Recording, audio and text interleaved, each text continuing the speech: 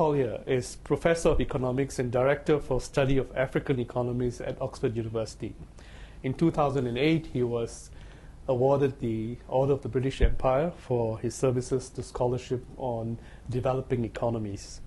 He's the author of 3 very successful books: The Bottom Billion, the fact that, or his idea that the billion people at the very bottom of the global economy will not be able to make it despite the success that we see in other developing countries.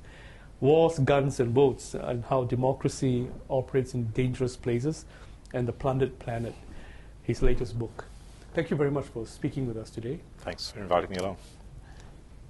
Is this whole construct of how Africa needs to develop and your theories around what you think Africa should be doing still trapped in the idea of the nation state as designed by the Western world for Africa? I mean, are you still operating within that same construct?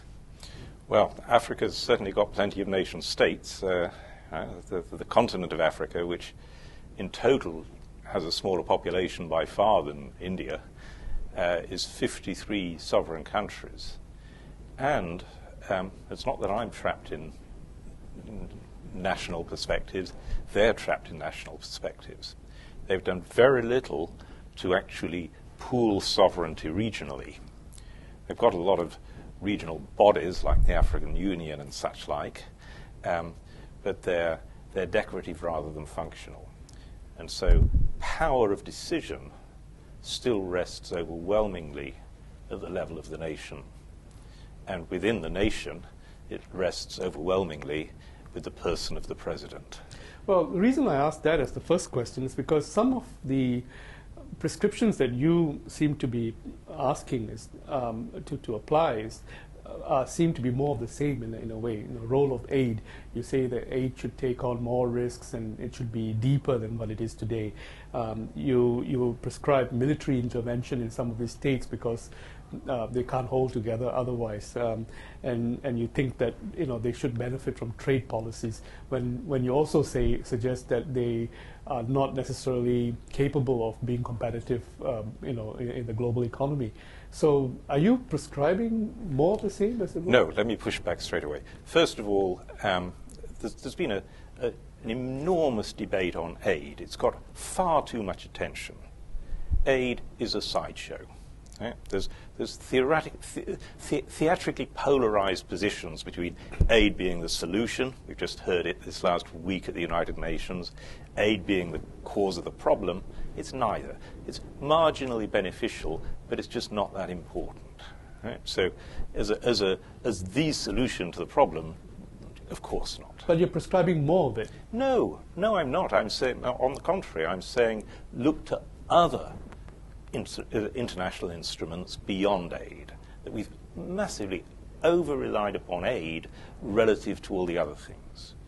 Sometimes security matters, because without security it's very hard to get development. And a lot of very poor countries do face security problems. Am I advocating more Iraqs? No, right?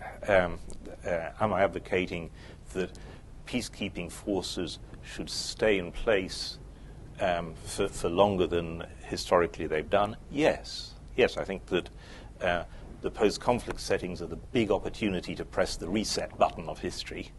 And we've not been doing that very well because we've been rather naive in imagining that the reset button can be pressed very fast. Have you started to take into consideration some of the pushback you find from within Africa itself? I mean, African writers, African thinkers, African politicians saying, we don't want more aid, we want more trade, we want more... Yeah, absolutely. And how does that factor into your construct of what needs to be done? No, absolutely. I mean, I've been working with African scholars, African government people, Dambisa Moyo, the famous Dambisa Moyo, was my student twice over. Okay. First at Harvard, and then when I moved back to Oxford, she followed me back to Oxford. So, right. So yes, of course. And what they're saying is that, first, that African development has to be private sector led, which is clearly true, that trade is going to be enormously important, and that standards of governance are going to have to be raised. And so to my mind, the core battlefronts for Africa are not, certainly not aid. Even security I wouldn't put top of the list. I'd put trade and economic governance. Economic governance more than political governance. 10 years ago, The Economist magazine had a cover saying, Africa, the hopeless state.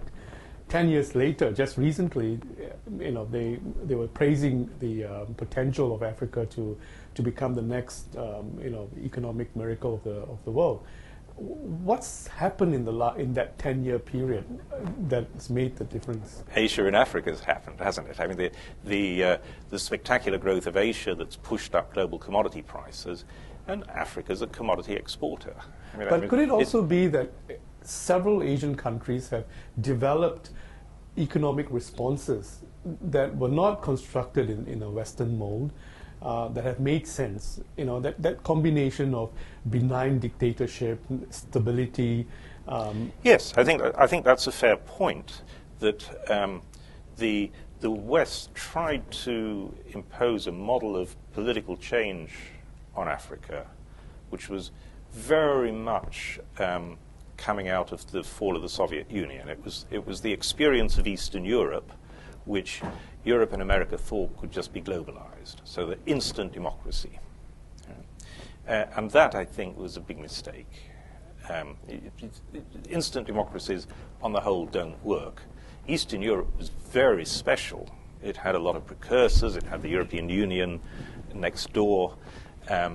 These countries were already middle income. So the Eastern Europe experience was very unusual, I think, and was falsely generalized. Whereas in Africa, you are starting to see the emergence of something more akin to the Asian model, where it's authoritarian government. Africa's had an awful lot of authoritarian government, I should say, most of it disastrous. Right? So the key issue is not authoritarianism versus democracy for Africa. It's whether you get dysfunctional authoritarianism or benign. And you're starting to see the emergence of some benign authoritarianism. Somalia? I would say Meles in Ethiopia, Museveni in Uganda, Kagame in Rwanda. And yet the Western media, relentlessly, puts the agenda on some of these leaders and tries to... Yes, I agree. I mean, the West is still in that mindset of the battle for democracy. It's still replaying battle lines as defined by Eastern Europe. And yet, if you don't give some of these countries the time to build those institutions and the leaders time to build the kind of countries that they envision, you don't give them a chance to succeed on their own terms. I entirely agree with that. I mean, that's the message of the book Wars, Guns and Votes, Democracy in Dangerous Places, is that the push to instant democracy has been a mistake, because the sequence which was followed was hold elections first, and elections were supposed to produce legitimate and accountable governments, and of course did no such thing. They produced stolen elections.